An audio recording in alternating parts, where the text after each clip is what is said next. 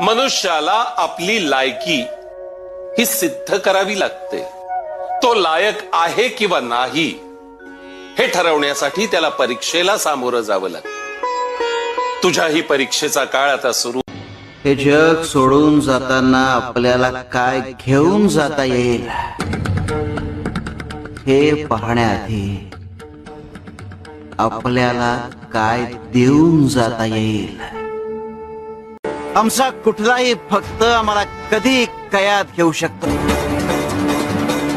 खरी भक्ती दाखवून लोकांपर्यंत आमच्या खऱ्या गोष्टी पोहोचव आणि जीवाने नेमकं सगळे चुकवतायत. आम्ही यांना समाधान देऊ करतोय पण ते येत नाहीयेत. तुम्ही जेव्हा मोहाच्या दिशेने जात असतात तेव्हा परमेश्वर वाटेत उभा असतो तुम्हाला परावृत्त करण्यासाठी. आनंद मिळाला की माणूस खुश होतो. तो त्याचा आनंदच असतो. काही अनपेक्षित मिळाले तर त्याचा आनंद द्विगुणित होतो. पण काहींचा आनंद क्षणिक असतो. आनंदानंतर मिळणारे दुःख तो पचवू शकेल. अरे नियती जेव्हा तुमच्याकडून काही हिसकावून घेते तर ते तुम्हाला काहीतरी नवीन आणि मौल्यवान देण्याकरता तुमचा हात रिकामा करत असते. न कळत घडते ती चूक.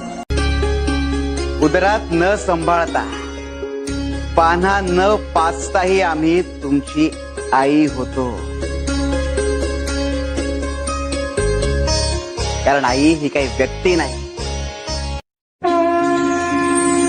स्वामी जगाची माऊली, स्वामी कृपेची सावली, ऐसी निरंतर माया भी कुठे न पाहिली. अरे वेड्या, तुझ्या प्रश्नातच तुझा जबाब आहे.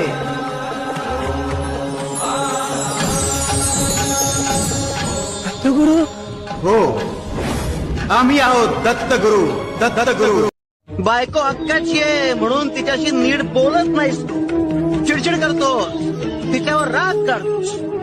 पण एक लक्षात ठेव, ती आहे म्हणून तू आहेस. अरे